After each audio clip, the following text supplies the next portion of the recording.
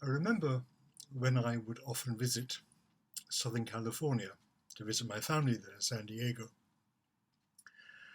driving in the morning and seeing lots of Hispanic men standing on the roadside.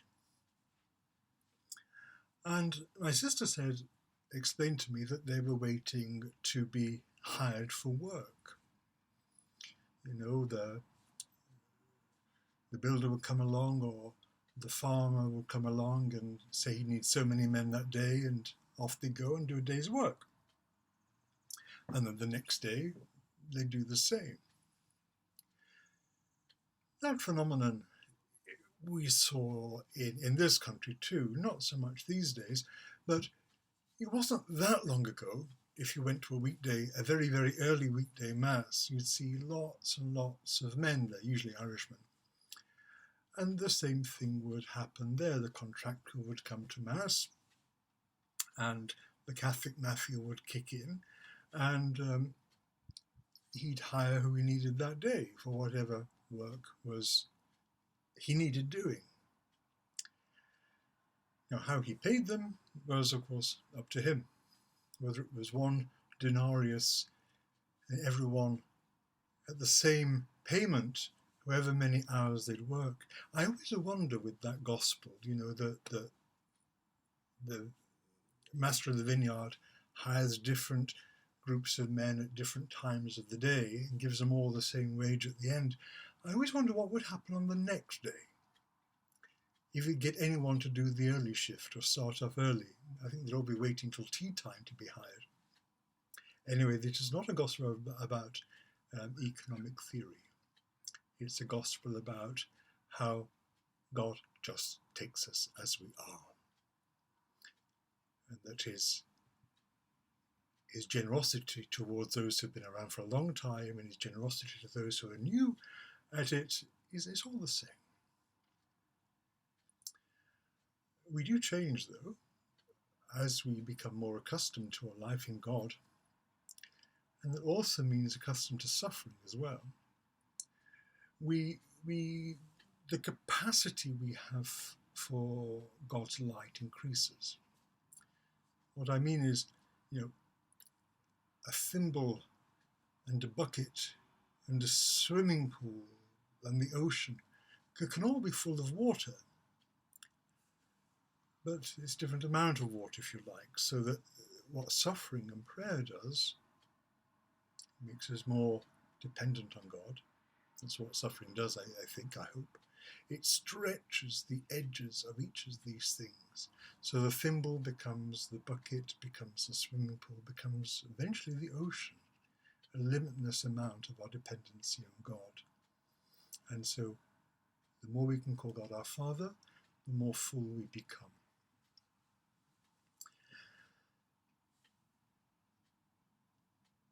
I think what I need to say today is about economics, one of my favorite, political economics, one of my favorite subjects.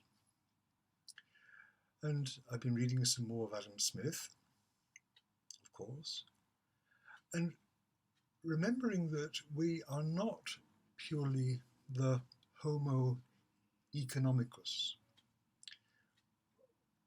Or what I mean is, we are economic beings. We live in a place of trade, we live within markets, we live in negotiations, we live in how can I benefit? Also, how can I benefit you later? We live in a complex web of negotiations. And Adam Smith wrote The Wealth of Nations, and he also wrote The Theory of Moral Sensibilities. I think that's the title. What he shows is those two works go together. What he shows is, and this is important for us as Christians, is that the world in which we inhabit is not simply reducible to mathematics or to physics. some later economic theories try to do that, but I think we've hopefully come back to this thing. We're human beings, and we live in families, and we live in small tribes and big tribes, and we have friends, and we have workplaces, and we have streets, and we have all those little things that build up society. And so when we operate in the world, we're not operating just as an individual. We're not seeing the world simply as what I can gain from it. We operate in the world as the world is a gift to us, and we are also a gift to the world, practically. Think about your day. Think about what you read, how you drive, what you buy, how you eat, how you dress. Think about your street and your neighbours and your workplace. Bring good things there, and good things will flourish if everyone flourishes.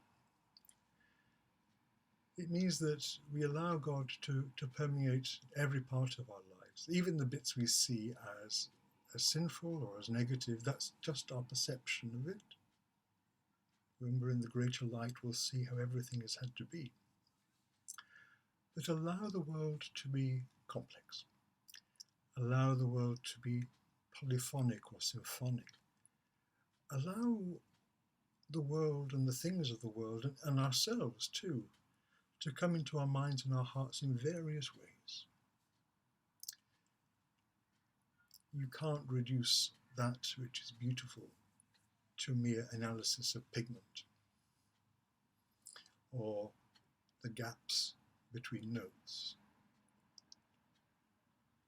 What makes something beautiful or attractive is to allow it to be free and to raise us up to a higher state than we were before. The wonder of our own being and the wonder of the world around us, and God in bestowing being to all things, not just human beings, to all that is, he bestows his gift of being, that we live and exist and breathe on holy ground. So God bless you, and may God's holy angels, those spiritual beings, those great spiritual beings, surround you and guard your goings out and your comings in. And be with all those around you, all those whom you love particularly, both in this world and the next.